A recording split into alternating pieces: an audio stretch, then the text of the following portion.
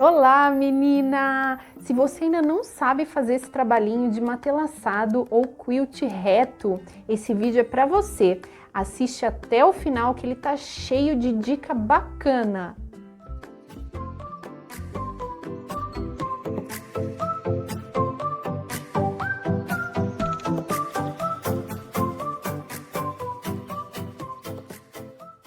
E no vídeo de hoje te ensino 3 formas de você fazer esse matelaçado, mesmo que você ainda nunca tenha feito, com materiais muito simples. Seja muito bem-vinda ao meu canal! Aqui você vai aprender muita coisa sobre esse incrível universo da costura criativa. Eu sou a Paty, do Mimos da Paty. Se você quer aprender a costurar, vem comigo para a aula de hoje. Meninas, 3 materiais que eu uso para estruturar peças e 3 formas diferentes de você fazer o quilt reto, sem a utilização do calcador walking foot ou de transporte duplo, que é esse que está aparecendo na figura para vocês, tá? Esse calcador, ele faz com que o quilt fique perfeito, mas não é necessário você ter esse calcador para você fazer um quilt reto ou matelaçado reto perfeito, tá? Então, vou demonstrar aqui os 3 materiais. O primeiro que eu quero falar para vocês é a manta ou fibra forrobel e a entretela rígida. Lembrando que o forrobel não tem resina na sua composição e nem a entretela que eu uso, tá? Eu uso a entretela para estabilizar o tecido tricoline ou 100% algodão que vem por cima. O feltro também pode ser usado para estruturar tecidos. E o mais comum diante da nossa comunidade criativa e entre nós artesãs, as meninas do Brasil vão entender, é a manta R2, que eu só tenho esse pedacinho aqui, que significa que possui resina dos 2 lados. Para derreter a resina dessa manta é necessário o calor que utilizamos é o calor do ferro, que eu vou demonstrar para vocês. Em cada uma dessas peças eu vou demonstrar uma técnica diferente de matelaçado reto. 3 formas diferentes que você pode fazer na sua máquina doméstica que vai ficar com um matelaçado ou um quilt reto muito bonito. Vale ressaltar, meninas, que se o molde é, por exemplo, 28 por 28, você deve cortar o tecido 30 por 30, ou seja, 1 centímetro a mais de cada lado, e a manta 32 por 32, também com 1 centímetro a mais do tecido, tá? Isso vai garantir com que, se porventura o seu quilt fizer com que o tecido fique menor, você não perca a sua peça por conta do tamanho, tá? Então, sempre fazer margem quando estiver quiltando. Então, uma dica que eu vou passar para vocês é: o único material que eu estou usando aqui hoje que precisa do calor do ferro para derreter e conseguir colar com o tecido 100% algodão é a manta R2, tá? E nós nunca devemos passar o ferro aqui em cima direto, tá? Então, uma dica aí é você estar usando um papel vegetal, tá bem? Por cima, e o ferro na temperatura cotton, para você e nunca parar, né? Porque senão o calor fica concentrado, porque isso vai fazer com que proteja o seu tecido e ele cole, tá? Dessa forma. Ó, reparem que o tecido já tá colado na manta, tá bem? E não usar também vapor no ferro, porque o vapor do ferro também pode prejudicar aí a tua estruturação, tá bem? Sobre as colas, você que tem mais dificuldade, eu não uso cola, tá? Mas a cola é muito indicada para esses materiais como o feltro e o outro que a gente vai usar, que é o forrobel com a entretela, se ela não tiver termocolante. Por quê? Porque o fato de ter a cola tira a necessidade de alfinetar ou clipar. Nesses casos, a gente vai alfinetar toda a peça para que ela não saia do lugar. A primeira forma de fazer o matelaçado ou quilt reto é utilizando a régua milimetrada e a caneta fantasma, que sai com o calor do ferro, tá? Essa é a técnica mais disseminada, acho que as pessoas mais usam, e é muito simples, tá? Como eu tenho aqui um quadrado de 18 por 18, eu vou posicionar o primeiro risco, tem que ser na diagonal, tá? Então, eu vou pegar o 45 graus, que é o ângulo aqui que eu tenho nessa linha da régua, e vou posicionar numa das retas, num dos lados do quadrado, e vou arrastando a régua até eu chegar no vértice, aqui e aqui, para eu poder fazer a primeira marcação, tá? Isso assim, gente, é porque eu tenho um desenho aqui no meu patchwork, então eu quero seguir, né, e fazer com que fique uma diagonal certinha aqui no meio, tá? Mas fica a seu critério aí a primeira diagonal, desde que ela esteja a 45 graus aqui com o lado, tá?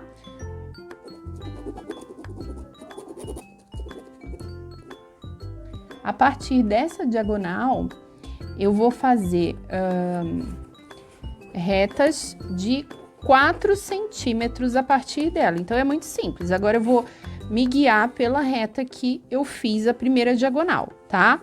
Então, eu coloco no 4, aqui na minha régua, e risco, tá? E assim eu vou fazendo até terminar desse lado e pro outro lado também.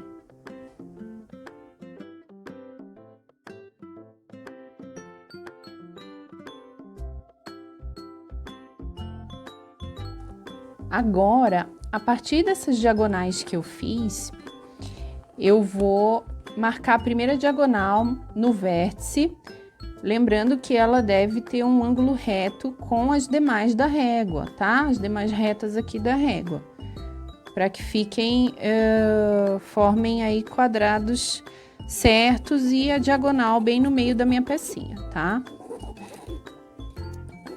E vamos respeitar aí os 4 centímetros.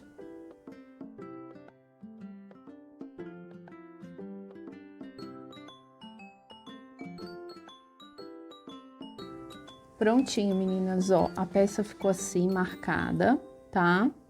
Em quadrados, lembrando que 4 centímetros é uma medida sugerida, tá? E que você também não precisa fazer 2 diagonais, você pode fazer só uma, tá? Isso vai muito ao seu critério, ao critério do seu trabalho, tá bom? Antes da gente sentar na máquina, eu vou passar mais 2 dicas para vocês do quilt, tá? Sabe a auréola do tecido? Então, ela sempre vem com essa referência aqui de cores, tá? Que são as cores que são utilizadas no padrão, na estampa do tecido. Então, essas bolinhas aqui, você pode utilizar como referência para você escolher a cor da sua linha, tá? Porque qualquer uma dessas cores que eu usar vão combinar com esse padrão, com essa estampa, tá? Então fica a dica aí, às vezes a gente joga isso aqui fora, é importante guardar, porque nessa hora isso aqui pode auxiliar muito na hora da gente até escolher na retrosaria ou na loja de aviamentos qual a linha que a gente quer comprar para fazer o nosso quilt, já que é uma costura aparente.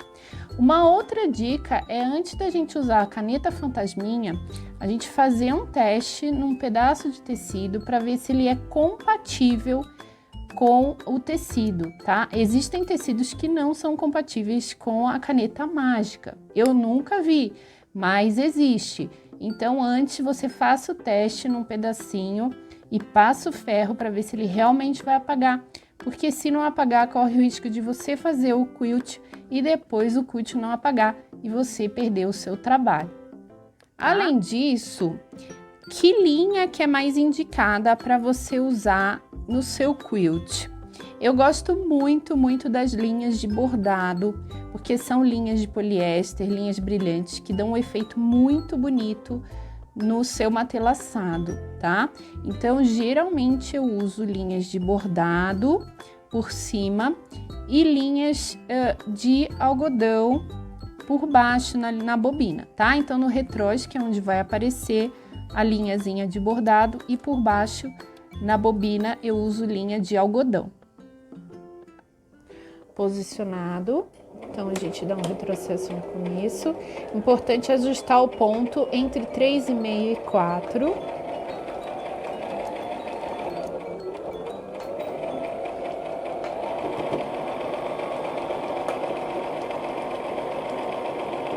E agora, nós chegamos aqui no final, a gente não precisa levantar e cortar a linha se a gente não quiser, tá? A gente pode ir beirando aqui a entretela. E agora, a grande dica, meninas, é a gente pegar uma diagonal, tá? Porque isso vai fazer com que a gente vá prendendo o tecido e não fique repuxando, tá? Então, sempre que você puder, você dê preferência a fazer a primeira costura em uma diagonal e a outra na diagonal que cruza, tá bom?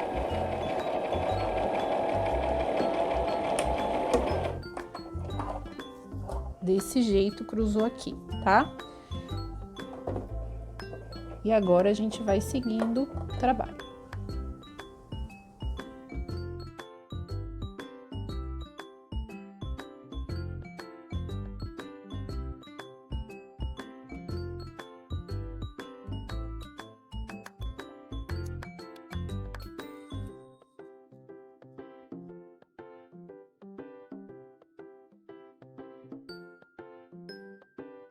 Uma pausa aqui, meninas, uma dúvida muito frequente, tá?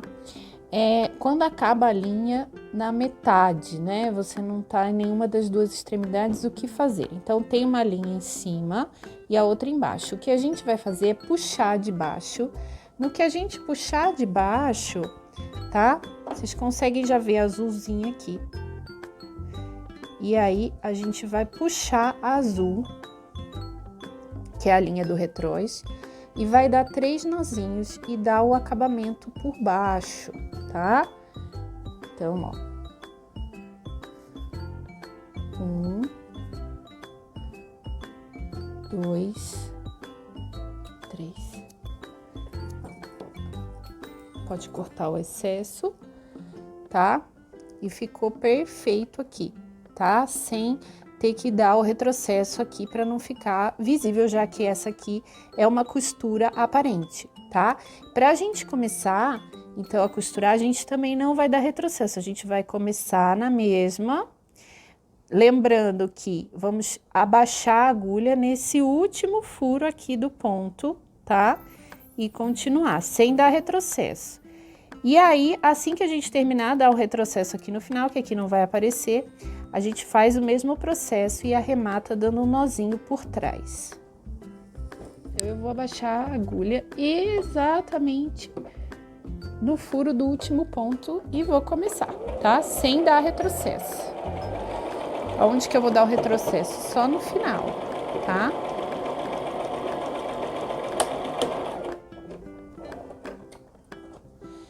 E aí, ficou uma linha solta aqui em cima que a gente vai fazer a mesma coisa, tá? Vai puxar, ela vai sair aqui e a gente vai dar 3 nós, tá? Ó, meninas, então aqui e do outro lado, a gente não consegue nem perceber que foi bem aqui que acabou a linha, tá bom? Perfeito o acabamento. Essa técnica, meninas, eu cortei aqui uma faixa de papel cartão de 4 centímetros e aí eu não gosto de posicionar onde vai ser a costura rente ao papel cartão, tá? Porque você pode costurar o papel cartão. Então, eu deixo aqui o pezinho de máquina, tá bom? Vou botar o meu comprimento entre 3,5 e 4 e vou usar como guia o papel cartão.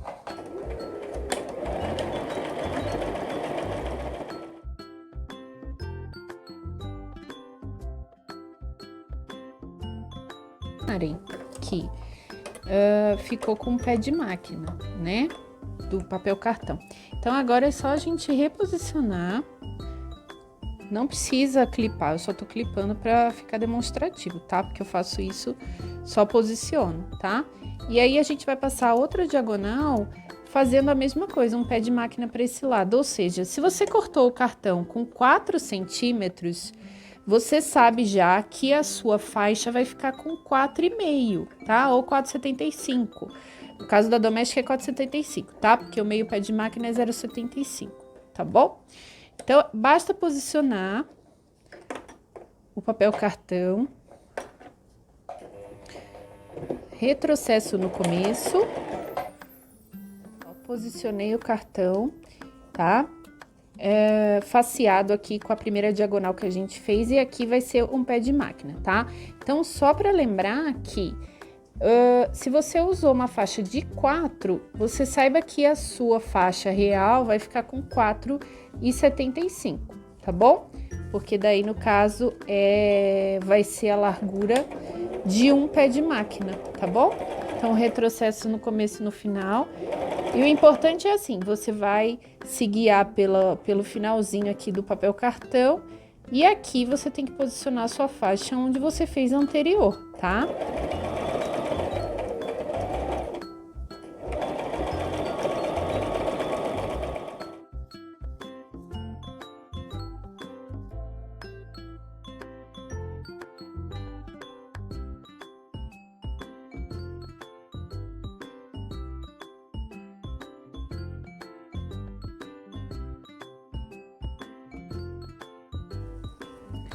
Meninas, ó, então eu adaptei o alfinete, tá?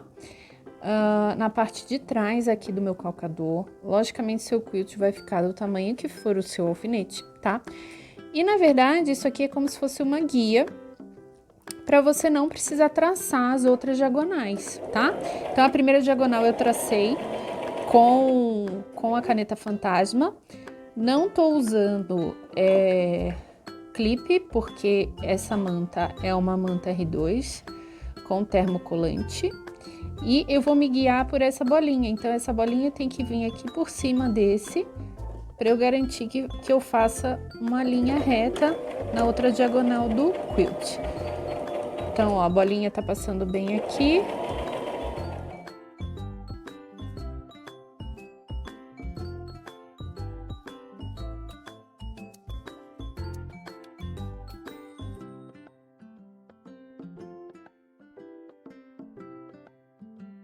Ficou desse jeito.